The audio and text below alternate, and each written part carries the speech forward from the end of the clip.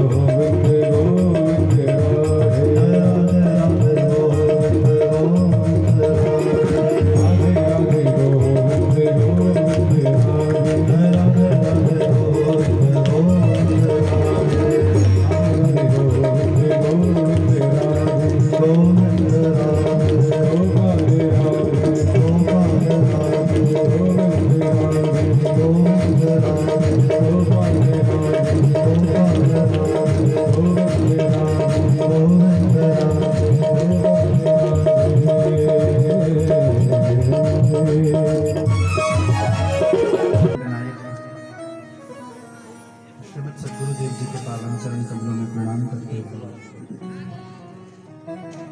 यशोदानंदन देवकी नंदन भगवान श्री बालकृष्ण लाल को प्रणाम करते हुए अनंत बलवंत श्री हनुमंत लाल जी के पावन चरण कमलों में प्रणाम करते हुए स्थान देवता कुरुक्षेत्र आदि देवों को प्रणाम करते हुए भगवती जगदम्बा श्री बड़ोली देवी जी के पावन चरण कमलों में प्रणाम करते हुए आप सभी के भीतर विराजमान उस पारब्रह्म परमेश्वर को प्रणाम करते हुए ये व्यासपीठ आप सभी का आज के तृतीय दिवस के सत्र में हार्दिक स्वागत करती है। फूल वृंदावन बिहारी लाल की जय।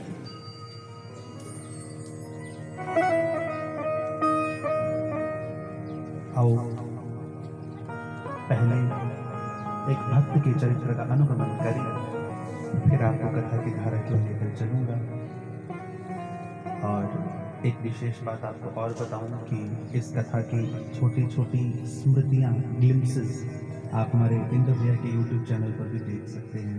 बल वैली वाले है ना भैया? हाँ, क्योंकि मुझे लगता है धर्म को भी प्रसार की आवश्यकता है, प्रचार की नहीं। प्रचार और प्रसार दोनों में अंतर है। तो जितने भी यहाँ पर कथा को प्रसारित करने के लिए प्रयासरत है, पर सबके लिए जोरदार तालियां हो जाए, जोरदार। तो आप क्योंकि लोगों की इच्छा रहती है कि महाराज कथा तो 3 घंटे निकल गई, कथा की यादें देखनी, तो भैया आप जाकर भैया के चैनल पर देख सकते हैं। आओ फिर से कल की यात्रा पर कहाँ जाना है? जगन्नाथ। जगन्नाथ स्वामी नयन पथगामी भवतु में एक छोटा सा दृष्टांत आपको सुनाऊं, फिर कथा की धारा को लेकर चलूंगा भैया। एक भक्त हुए, नाम जयदेव। हो सकता है आप लोगों ने इनका नाम सुना हो न सुना हो, पर आंध्र आदि में, उड़ीसा आदि में इनका बहुत प्रचार है। लगभग 15वीं शताब्दी के आसपास ये हुए, आज से 500-600 साल पहले। इन्होंने एक ग्रंथ लिखा, नाम गीत गोविंद। गीत गोविंद में कृष्ण से संबंधित संस्कृत में गीत लिखे गए हैं। और गीत गोविंद जगन्नाथ जी को इतना प्यारा है कि रात को जब तक जगन्नाथ जी को गीत गोविंद न सुनाए सोते नहीं। यहाँ तक कि जगन्नाथ जी जो रात के कपड़े पहनते हैं ना, नाइट ड्रेस पहनते हैं, उस पर भी गीत गोविंद के श्लोक खुदे हुए। अब गीत गोविंद कैसे रचा, कब रचा, वो बाद में बताएंगे। बस एक छोटा सा इशारा समझ लो, राजा ने अपनी पूरी प्रजा को आदेश दिया था कि कि मेरी प्रजा में जो जो व्यक्ति है उसे गीत गोविंद गाना पड़ेगा। शुद्ध गाओ अशुद्ध गाओ, सुर में गाओ बेसुरे गाओ, गाना पड़ेगा। क्यों? मेरे जगन्नाथ को अच्छा लगता है। तो कथा कहां से घूमती है? राजा के माली की बेटी बगीचे में बैंगन तोड़ रही है। अब आप जानते हैं जो बड़े सब्जियों के बगीचे होते हैं उसमें सब्जियां ना पंक्तियों में लगी होती हैं एक तरीके से, ताकि तोड़ने में कोई समस्या ना हो। उस कन्या को गीत गोविंद के 13 गीतों में से एक गीत की केवल एक पंक्ति आती है। पंक्ति क्या है? धीर समीरे यमुना तीरे वसति वने वनमाली। बस एक पंक्ति आती है, पर वो बच्ची उस पंक्ति को इतना प्रेम से गा रही है, उसे पता ही नहीं चला जगन्नाथ मंदिर छोड़कर उसके पीछे आ गए मूर्ति के साथ।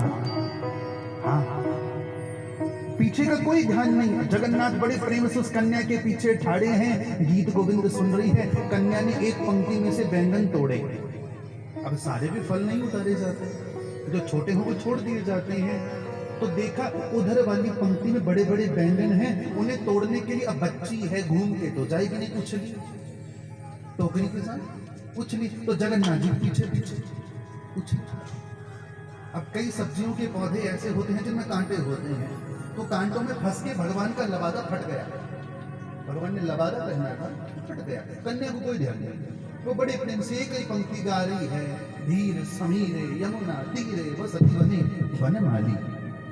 उधर ढोल नगाड़े घंटे बजने लगे, यानी मंदिर का दरवाजा खुलने का समय हो गया। भगवान ने आग देखा ना था, भगवान भागे भागे गए मंदिर में जाकर बैठ गए।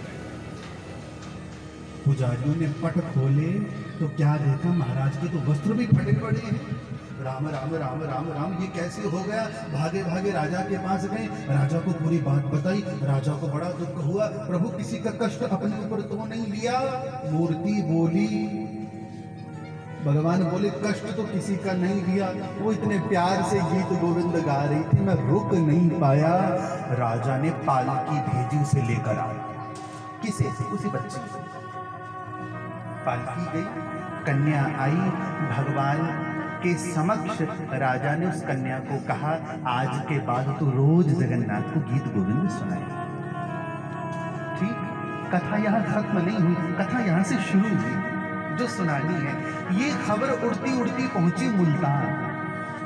मुल्तान पड़ता है पाकिस्तान में। एक अन्य धर्म का व्यक्ति कहीं थोड़ा बहुत कृष्ण से प्रेम करता था, एक पठान। तो मुल्तान छोड़ा, भैया कहाँ मुल्तान और कहाँ जगन्नाथ।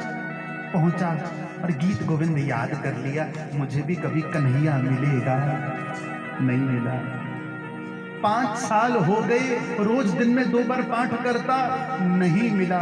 6ठा साल हुआ, बड़ा गुस्सा आया, जगन्नाथ झूठा, गीत गोविंद झूठा, ये देश झूठा, हम चले अपने मुल्क। वो गीत गोविंद की पुस्तक उठाई, पटकी, चला हम चले। अच्छा एक बात बताना, सांची सांची, 5 साल तक किसी चीज का दिन में 2 बार पाठ करो, 6ठे साल एक झटके से भूल जाओगे? भूलने में भी तो समय लगेगा। पूरा भारत पार किया। भारत पाकिस्तान की सीमा पर ना एक स्थान पर रेगिस्तान पड़ता है, जो राजस्थान का जैसलमेर का इलाका है। तो वहां ऊंट पर बैठा है। अब इसकी आदत पता क्या थी? 5 सालों में रोज घोड़े पर या ऊंट पर पीछे बैठता, आगे गद्दी खाली रखता, मान लेता इसमें मेरे जगन्नाथ बैठे। अब जब घोड़े पर बैठा वो गद्दी उठाई और फेंक, जगन्नाथ होता ही नहीं। तो जब रेगिस्तान में ऊंट पर बैठा बैठा जा रहा है तो अनायास ही मुख से गीत गोविंद की पंक्तियां निकलने लगी। आगे आगे ऊंट चल रहा है, पीछे से छम छम छम की आवाज आ रही है। पीछे पलट कर देखा, जगन्नाथ भागे भागे आ रहे हैं। अरे भैया रुक जा, कहां से भगाता भगाता लेकर आया, तनिक खड़े होकर तो गीत गोविंद सुना ले। ये नहीं रुका, 5 साल तक बुलाया, तब तो तू नहीं आया। आज क्यों आया? भगवान कहते रोज तू बैठने को गद्दी देता था, मैं बैठता था। आज तूने गद्दी नहीं दी तो तेरे पीछे भागना पड़ रहा। कबीरा मन निर्मल भया, जैसे गंगा नीर, पाछे पाछे हरि फिरे, कहत कबीर कबीर। मुझे यूं ही पंजाब के एक भाव की पंक्तियां स्मृत हो आई। दो पंक्तियां गुनगुनाऊंगा।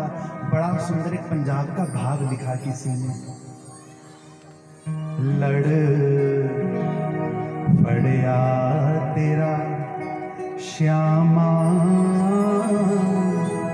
हुण छड़िया नहीं जांदा,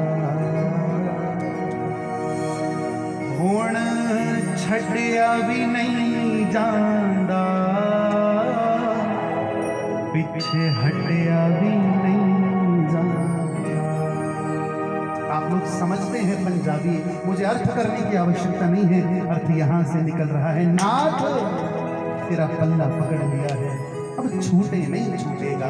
आओ दो पंक्तियों के साथ हम भी करें उनके चरणों को आंदोलित।